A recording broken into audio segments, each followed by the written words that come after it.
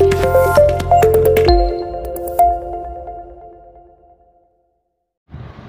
Students, आज मैं आपको क्लास 10th एनसीईआरटी के चैप्टर 4 क्वाड्रेटिक इक्वेशंस के एक्सरसाइज 4.1 के स्टेटमेंट सम्स करवाने जा रहा हूँ। हमारा फर्स्ट सम है the area of rectangular plot is 528 metre square and the length of plot is 1 more than twice its breadth. Find the length and breadth of the plot. Suppose हमारे पास ये एक rectangular plot है। हम इसकी मान लेते हैं कि जो लेंथ है x है, length is equal to x meters, और जो उसकी ब्रेड्थ है वो हम मान लेते हैं y। So breadth that is equal to y। अब हमारे पास जो एरिया होगा वो होगा हमारे पास रेक्टेंगुलर प्लॉट का area that is equal to length into breadth. तो एरिया हमारे पास हो जाएगा xy का। Area of rectangular plot is 528 metre square. इसकी वैल्यू हमारे पास गिवन है 528 मीटर स्क्वायर। अब इसमें सेकंड कंडीशन दी है that length of the plot is 1 more than twice its breadth। जो प्लॉट की लेंथ है वो ब्रेड्थ के ट्वाइस से, दुगने से एक ज़्यादा है। So that means according to statement जो लेंथ x है वो ट्वाइस ऑफ ब्रेड्थ यानी कि ब्रेड्थ के दुगने से एक ज़्यादा है, 2y + 1 हो जाएगा। अब हम जो सब्स्टिट्यूशन कर देंगे, जो x की वैल्यू है 2y + 1 वो हम इस इक्वेशन में पुट कर देंगे। xy is equal to 528। हम x की वैल्यू 2y + 1 इस इक्वेशन में पुट करते हैं। 2y + 1 into y is equal to 528। तो इनको मल्टीप्लाई करते हैं। 2y² + y is equal to 528। तो 2y² + y - 528 इक्वल टू 0। जब हम इसके फैक्टर्स बनाएंगे तो ये आपके पास आ जाएंगे 2y² + 33y - 32y - 528 equal to 0। अब आप फर्स्ट टू इक्वेशंस में से 2 और 33 में से कुछ भी कॉमन नहीं आएगा, और यहाँ से इन दोनों इक्वेशंस में से, दो टर्म्स में से y कॉमन आ जाएगा। ये आ जाएगा 2y + 33 -32y - 528, इसमें से 16 कॉमन आएगा, और यहाँ पर आ जाएगा 2y + 33 = 0। अब अगर इन दोनों में से हम 2y + 33 को कॉमन लें तो यहाँ से आ जाएगा y - 16 that is equal to 0। अब अगर इनको इक्वेट करें, आइदर 2y + 33 इक्वल टू 0, यहाँ से y की वैल्यू -33/2 आएगी। नेगेटिव वैल्यू है सो हम इसको रिजेक्ट कर देंगे। Now you will take y - 16 equal to 0, यहाँ से y की वैल्यू 16 आ गई, और x जो है वो हमारे पास है 2y + 1 के बराबर। तो यहाँ पर जब हम x की वैल्यू, y की वैल्यू 16 पुट करेंगे तो ये आ जाएगा x 33 मीटर। इसका मतलब जो हमारे पास लेंथ है वो हमारे पास आ जाएगी 33 मीटर के बराबर, और जो ब्रेड्थ है वो हमारे पास आ जाएगी 16 मीटर के बराबर। So this is the answer. Next question है Rohan's mother is 26 years older than him and the product of their ages 3 years from now will be 360. Find their present ages. Now let present age of Rohan, वो हमारे पास है x and let present age of Rohan's mother that is y years, and Rohan's mother is 26 years older than him. Rohan की mother उससे 26 साल बड़ी है। इसका मतलब अकॉर्डिंग टू स्टेटमेंट y हमारे पास होगा h + 26 के बराबर। Now the product of their ages 3 years from now will be 360 3 years from now, यानी कि 3 साल के बाद. So after 3 years Rohan's age वो आपके पास होगी x प्लस 3 years और उसकी मदर की एज होगी y प्लस 3 years. अब इसमें हमें ये कहा हुआ है that after 3 years the product of the ages अब 3 years from now that will be 360. इसका मतलब 3 साल के बाद उनके एजेस का जो प्रोडक्ट है वो हमारे पास आ जाएगा 360 के बाद.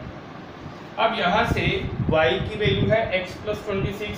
यहाँ इस इक्वेशन में हम पुट कर देते हैं x plus 3 into x plus 26 plus 3 is equal to 360. x plus 3 into x plus 29 is equal to 360. अब इसको हम मल्टीप्लाई करके इक्वेशन क्वाड्रेटिक इक्वेशन बना लेंगे. x को पहले x से किया x किया, देन x को 29 के साथ किया 29x, देन 3 को x से किया 3x और उसके बाद यहाँ से 3 को 29 से किया ये आ जाएगा 87 that is equal to 360. x square plus 32x plus 87 minus 360 is equal to 0. ये आ जाएगा x square plus 32x minus 273 equal to 0. अब इसकी मिडल टर्म स्प्लिट करते हैं. यहाँ से इक्वेशन में फैक्टर्स बन जाएंगे 39x minus 7x minus 273 equal to 0. तो यहाँ से x कॉमन लिया, ये आ जाएगा x प्लस 39 और यहाँ से 7 कॉमन लिया. अब इन दोनों को हमने जब सॉल्व किया तो यहाँ से x plus 39 into x minus 7 equal to 0. x plus 39 equal to जब हमने 0 लिया x की वैल्यू आ जाएगी माइनस 39 और अगर हमने x माइनस 7 को 0 के इक्वेट किया यहाँ से x की वैल्यू 7 आ जाएगी. अब y की वैल्यू हमारे पास क्या है x प्लस 26 यानी y आ जाएगा 7 प्लस 26 तो y की वैल्यू 33 आ जाएगी. इसका मतलब हमारे पास जो रोहन्स प्रेजेंट एज वो हमारे पास आ जाएगी 7 इयर्स और मदर्स एज हमारे पास आ जाएगी 33. So this is the answer. Next question है a train travels a distance of 480 kilometre at a uniform speed. Train ने डिस्टेंस ट्रेवल किया है 480 kilometre at a uniform speed. अगर स्पीड जो है if the speed had been 8 kilometre less, अगर speed 8 kilometre कम हो जाए तो उसको 3 घंटे ज़्यादा लगेंगे. Then it would have taken 3 hours more to cover the same distance. उसी डिस्टेंस को कवर करने के लिए उसको 3 घंटे ज़्यादा लगेंगे. तो हमें स्पीड फाइंड करनी है. देखो हम मान के चलते हैं let speed of train that is equal to x kilometre per hour. तो इसमें जो डिस्टेंस कवर्ड है वो हमारे पास है 480 किलोमीटर. तो इसमें जो हमारे पास फॉर्मूला लगाएंगे time that is equal to distance upon speed.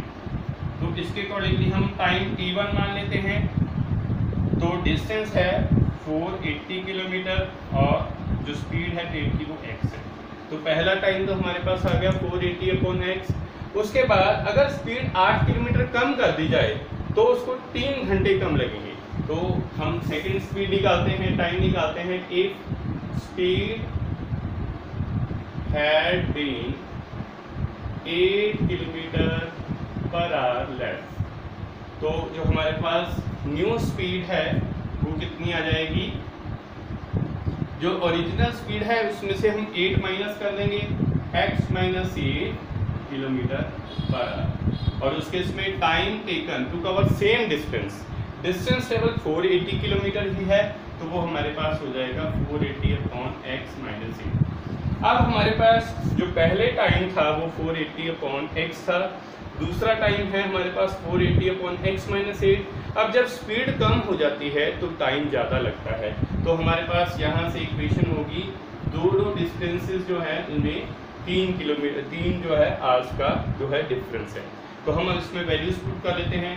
480/x-8 minus 480/x is equal to 3। अब इन दोनों में से हम 480 कॉमन लेते हैं। 1/x-8 minus 1/x is equal to 3। इसको सॉल्व करते हैं। 480 इंटू x माइनस 8 एलसीएम, यहाँ आ जाएगा x minus x plus 8 is equal to 3। ये कैंसिल हो गया, तो कितना आ जाएगा 480 into 8/x² minus 8x is equal to 3। ये आ जाएगा x² minus 8x is equal to 480 into 8/3। तो बन जाएगा, यहाँ से इक्वेशन बन जाएगी, इसको सॉल्व करेंगे तो ये आ जाएगा 1280। अब ये हमारे पास क्वाड्रेटिक इक्वेशन बन गई। x² minus 8x minus 1280 equal to 0।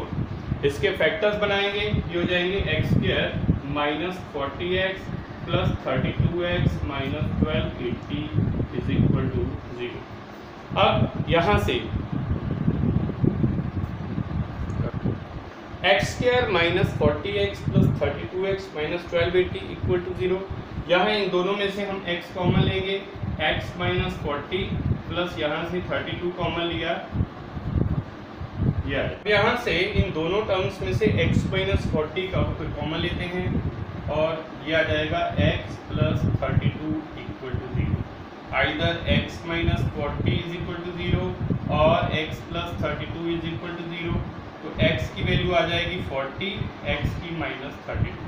तो x की वैल्यू नेगेटिव स्पीड जो है वो हम रिजेक्ट कर देंगे, तो इसका मतलब जो स्पीड ऑफ ट्रेन